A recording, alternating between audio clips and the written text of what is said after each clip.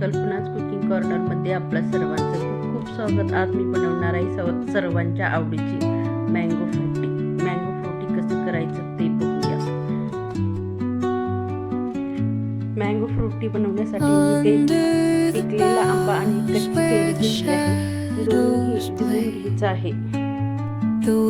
चांगलं स्वच्छ धुवून घ्यायचं आहे. त्यानंतर एका प्लेटमध्ये काढून ठेवा.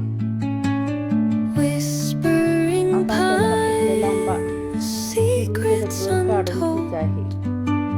पिकलेला आंबा प्लेटमध्ये ठेवूया.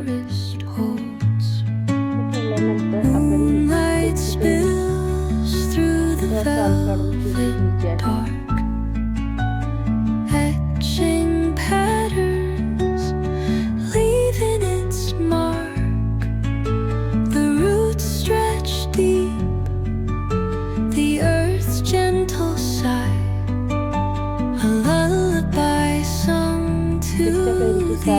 आपल्याला अर्धी कैरी कट करून घ्यायची आहे.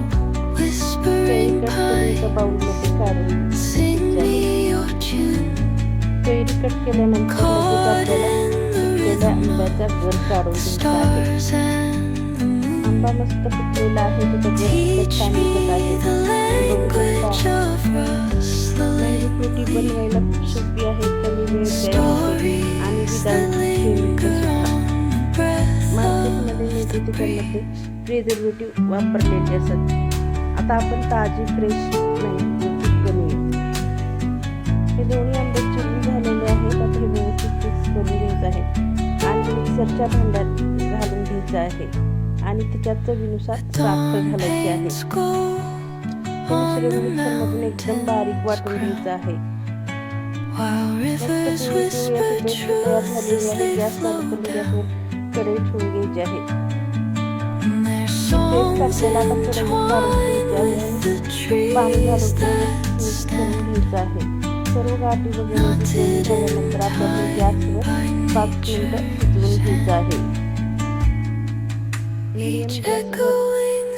फक्त 5 मिनिटात तयार होते. तुम्ही बघू शकता खूप छान कलर आलेला आहे.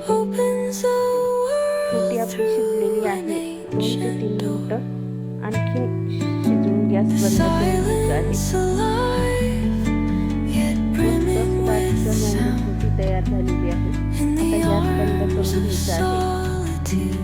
ते मिश्रण गार करून त्याच्यात आवश्यकतेनुसार थंड पाणी घालायचे आहे आणि घालायचे आहे. मिक्स केल्यानंतर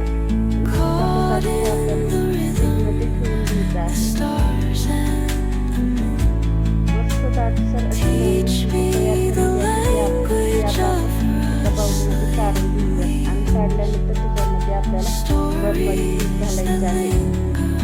मार्केटमध्ये एकदम मस्त दाटसर अशी मँगो फ्रुटी तयार झालेली आहे. सुद्धा याप्रमाणे नक्की करून बघा.